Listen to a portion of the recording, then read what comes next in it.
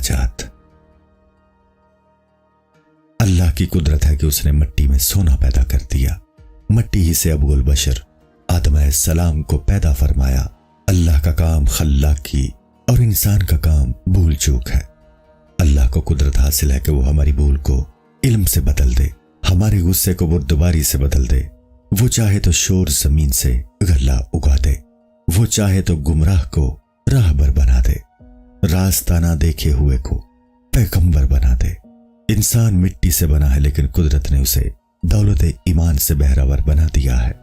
गन्ने में शक्कर पैदा करना, शाख में फल लगाना, नुत्फाए गलीज से हसीन माशूक पैदा कर देना कुदरत खुदावंदी का ही काम है।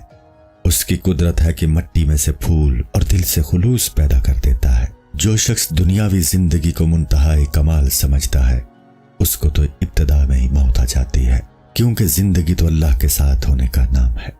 जो शख्स कल्बी बसीरत से आसमान को देखेगा, उसको नजर आएगा कि वहां हर वक्त कुदरत का कोई ना कोई मुजाहिरा हो रहा है। आलम बाला के तसर्रुफात में एक अजब कीमियागिरी होती रहती है और मुख्तलिफ तब्दीलियां होती रहती हैं। उस तब्दीली की दलील यह है कि इंसान इब्तिदा में अनासर में से एक अंसर था। अगर वो उसी हालत में रहता तो उसे आसन तकवीन का इर्तिकाई रुतबा कैसे मिलता। अल्लाह ने उसके पहले वजूद को बदलकर दूसरा वजूद अनायत कर दिया। वजूद की तब्दीली के लाखों मर्तबे हैं। इंसान की तौहीद का तकाजा है कि वो तब्दील करने वाली जात पर नजर रखे। तब्दीली के दरमियान वास्तव पर नजर रखना इंसान को उस जात से दूर कर देता है। महबूब से मुलाकात में जिस कदर वसाइल का इजाफा होता जाता है, ज़ौक़े वसल में कमी आती जाती है। असबाबो इलल मलूम करने में वो हैरत कम हो जाती है जो इंसान को बारगाहे खुदाबंदी में पहुंच जाती है। जबकि मरातिब में फनाह के बाद इर्तिगाई वजूद हासिल हुआ है, तो इंसान को फनाह से ना घबराना चाहिए। हर तब्दीली के बाद दूसरा वजूद पहले वजूद से बेहतर मिला है, तो फिर इंसान को फनाह की जुस्तजू करनी चाहिए और तब्दीली करने वाले का शुक्रगुजार रहना चाहिए।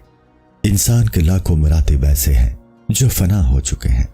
इंसान अपने जमाती वजूद से नबाती वजूद में मुंतकिल हो गया, फिर नबाती वजूद के बाद उसे हैवानी वजूद, और फिर अक्ल की बुनियाद पर उसको वो वजूद मिल गया जिसमें वो अहकाम का मुकल्लिफ बना। फिर उसका इर्तिका आलम अरवाह की जानिब हुआ जो हवा से खमसा और जिहाद सित्ता से बालातर है। इन मिरातब वजूद के निशानात उस वक्त तक हैं जब तक कि उसका वजूद मुतलक से वाबस्ता नहीं हुआ, और जब उस समंदर में पहुंच गया तो फिर उन वजूदात के निशानात गायब हो जाते हैं। इस मसले को इस तरह समझ के खुश्की की मनाजिल के निशानात होते हैं। उन निशानात के जरिए गांव, सराय और वतन बनते हैं, लेकिन दरिया की मनाजिल का कोई निशान नहीं होता। दरिया की मंजिल की छत होती है ना दीवार, और ना वहां चलने के निशानात पैदा होते हैं। आलिम मकान और आलिम ला मकान दोनों मंजिलों के दरमियान बहुत ज्यादा फासला है। पहले मरातिब की फना के बाद बका हासिल होती है, तो इस जिस्म की बका से इंसान को ना चिमटना चाहिए। जो शख्स उम्र की दराजी का मुतमन्नी है, उसको इस तब्दीली में जान की बाजी लगानी चाहिए और इंसान को ताज़ा वजूद हासिल करना चाहिए, क्योंकि उसे हर मर्तबा पहले मर्तबे से अफजल हासिल हुआ है। खजूर अपना फल दूसरों को दे देती है तो उसे कुदरत नया फल अता फरमा देती है।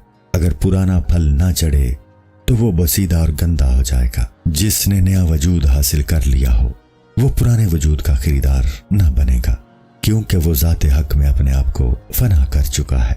अहले दुनिया चूंकि पुराने वजूद से चिमटा रहना चाहते हैं, तो वो भी पानी के परिंदों की तरह अंधे दिलों के मालिक हैं, जो कि खारी पानी के तालाब से चिमटे हुए हैं।